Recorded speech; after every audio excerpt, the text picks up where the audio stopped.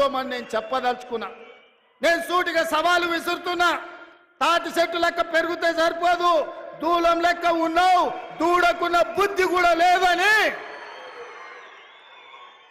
ఆనాడు హరీష్ రావు సవాలు విసిరిండు. మీరు రైతు రుణమాఫీ చెయ్యండి, నేను సిద్దిపేట ఎమ్మెల్యేకు రాజీనామా చేస్తా, మళ్ళా ఎన్నికల్లో పోటీ చెయ్యనని. ఇవాళ ఈ వైరాగడ్డ మీద నుంచి ఖమ్మం ప్రజల సమక్షంలో హరీష్ రావు, నీకు సీము నెత్తురుంటే, సిగ్గు లజ్జ ఉంటే రాజీనామా చెయ్యి. నువ్వు కూడా నీ మామలకనే సిగ్గు లేనోనివి అయితే ఏట్ల దుంకి సావు అని చెప్పి నేను ఈ సందర్భంగా చెప్పదలుచుకున్నా.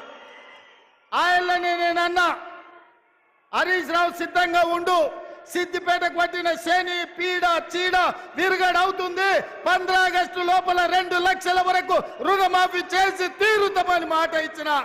ఇవాళ 15 ఆగస్టు నాడు మళ్ళీ అదే ఖమ్మం గడ్డ మీద నుంచి ఇవాళ సవాలు విసురుతున్న హరీష్ రావు, నీలో చీము నెత్తురుంటే నీకు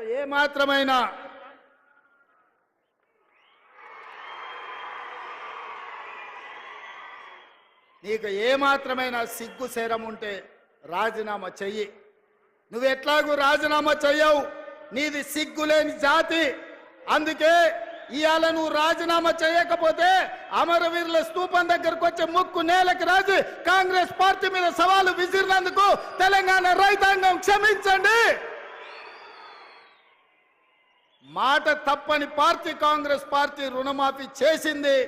నేను విసిరిన సవాళ్ళను వెనక్కి తీసుకుంటున్నానని తెలంగాణ రైతాంగానికి క్షమాపణ చెప్పు. ఇవాళ నేను ఒక్క మాట అడగదలుచుకున్నా, నేను గుర్తు చేయదలుచుకున్న ఈ ఖమ్మం ప్రజలకు. ఆనాడు ఖమ్మం జిల్లా రైతాంగం, ఇంతకుముందే మా రామదాస్ గుర్తు చేసిండు, ఆనాడు ఖమ్మం జిల్లా రైతాంగం పండించిన మిర్చికి